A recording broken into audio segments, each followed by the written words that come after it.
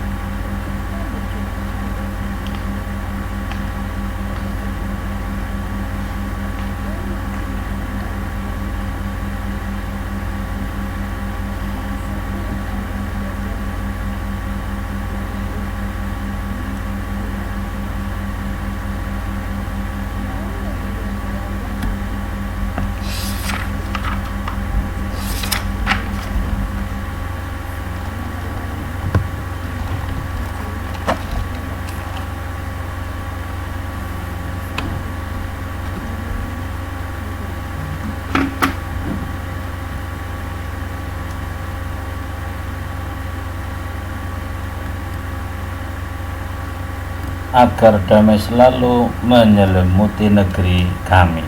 Itulah pesan yang ingin disampaikan oleh video tentang keragaman dan toleransi. Anak-anakku sekalian, pada halaman 42 anak-anak bisa membaca narasi tentang bagaimana keragaman itu sebagai bentuk sunatullah. Coba kita perhatikan di sekitar kita, di sekolah, di lingkungan masyarakat kita, tentu ada tetangga, teman, ataupun saudara yang memiliki perbedaan dengan kita, baik itu perbedaan bahasa, budaya, prinsip, bahkan sampai pada perbedaan keyakinan atau agama. Bahwa perbedaan itu merupakan sesuatu yang sudah ada sejak sebelum kita ada, dan memang itu merupakan sudah bagian daripada ciptaan Allah. Pada pelajaran yang pertama kita telah membaca Al-Hujurat, surat Al-Hujurat ayat 13, di mana Allah menceritakan bahwa awal daripada manusia yang sekarang miliaran manusia menghuni bumi ini awalnya dari satu orang laki-laki dan satu orang perempuan, yaitu Nabi Adam dan Hawa. Dari dua orang itu lahirlah bangsa-bangsa dan suku-suku, dan Allah menjadikan perbedaan bangsa, perbedaan suku itu untuk saling mengenal, lita'arufu, untuk saling mengenal satu dengan yang lainnya, sehingga diharapkan dengan saling mengenal tadi timbullah rasa saling menghormati dan menghargai. Maka keragaman suku, budaya, bahkan keyakinan itu merupakan adalah ciptaan dari Allah Subhanahu wa Ta'ala, atau disebut juga dengan sunatullah, adalah sesuai dengan ketentuan dan keputusan Allah Subhanahu wa Ta'ala. Di bangsa Indonesia sendiri saja itu terdiri dari berbagai macam suku, seperti Melayu, Jawa, Batak, Minang, Sunda, Betawi, Aceh, Nias, dan seterusnya. Banyak sekali. Maka kenalilah mereka, niscaya kita akan bisa saling menghormati dan menghargai. Selanjutnya, pada slide kali ini ada tayangan yang menarik yang sudah dideskripsikan dalam lagu, dalam bentuk lagu oleh Bung Rhoma Irama atau Haji Rhoma Irama yang berjudul Penduduk Indonesia. Mari kita simak lagunya yang penuh dengan pelajaran dan terkait dengan materi kita.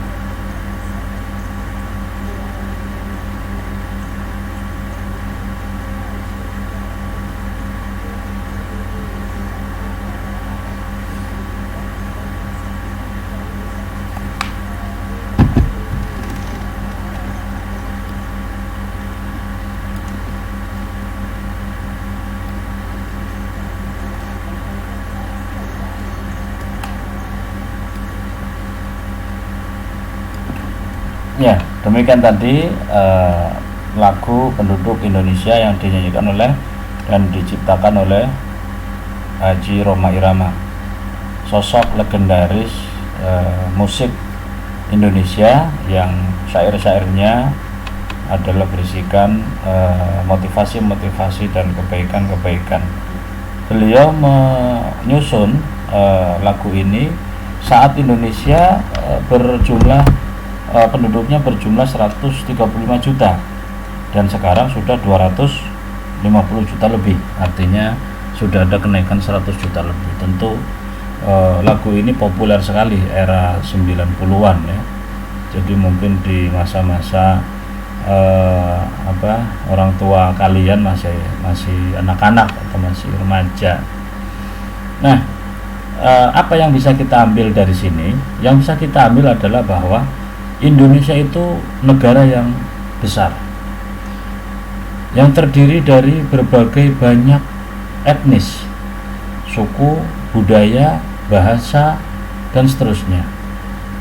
Ini kalau seandainya kita mampu mengolahnya akan menjadi sebuah sumber daya manusia yang luar biasa.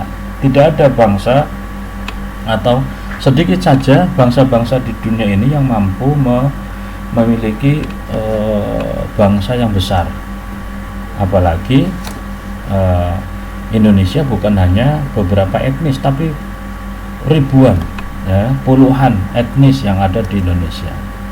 Sedangkan daerah negara yang lain mungkin hanya beberapa saja, beberapa suku saja. Indonesia ratusan.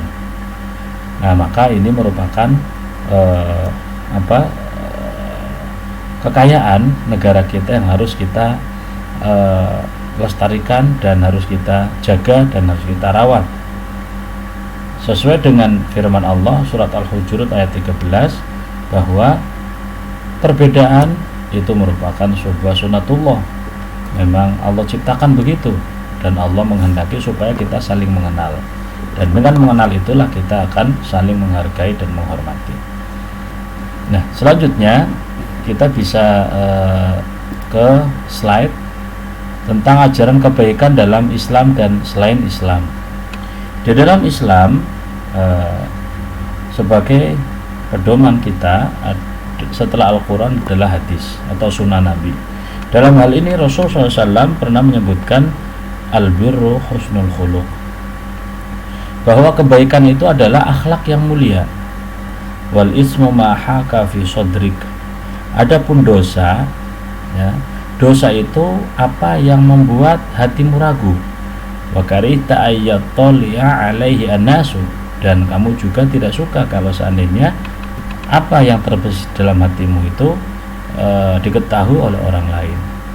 Hadis ini diriwayatkan oleh Imam Muslim. Kesahihan hadis ini amat terjaga dengan periwayatan dari Imam Muslim. Apa pelajarannya dari hadis ini? Yang pertama adalah bahwa ajaran Islam adalah ajaran akhlak. Ajaran akhlak adalah ajaran kebaikan. Sebagaimana sabda Nabi, innama bu'istu liutammima makarimal akhlak.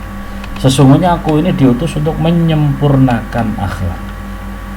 Nabi SAW diutus ke dunia ini untuk menyempurnakan akhlak. Maka menjalankan ibadah sholat 5 waktu, kewajiban kita sebagai seorang muslim, berzikir, membaca Al-Quran, itu merupakan akhlak yang baik. Merupakan akhlak yang baik. Akhlak bisa kita dengan Allah sebagai pencipta, bisa dengan sesama manusia, bisa juga dengan ciptaan makhluk Allah yang lainnya. Nah, aturan syariat Islam sangat lengkap dalam hal berakhlak mulia. Tata cara beribadah seperti sholat merupakan contoh akhlak mulia kepada Allah. Anjuran bersikap lemah lembut kepada sesama adalah wujud akhlak mulia kepada orang lain. Larangan membunuh hewan atau mencabut tumbuhan tanpa alasan agama merupakan contoh akhlak kepada alam sekitar. Bahkan di dalam penyembelihan hewan kurban, kita dilarang untuk mengasah atau menyembelih hewan kurban di hadapan hewan lain. Dilarang oleh Nabi, karena itu bisa menyakiti daripada hewan yang belum disembelih. Itulah diantara akhlak mulianya ajaran agama Islam. Selanjutnya anak-anakku sekalian, pada halaman 45 di sana ada gambar, cerita bergambar, ada 4 gambar yang diberi judul berbuat baik kepada orang yang berbeda agama. Kalian bisa baca, bisa dilihat ya, seperti komik ini. Bagaimana seorang anak membantu seorang temannya yang beragama Muslim dan ibunya menyiapkan makanan untuk mereka. Kemudian selanjutnya adalah tentang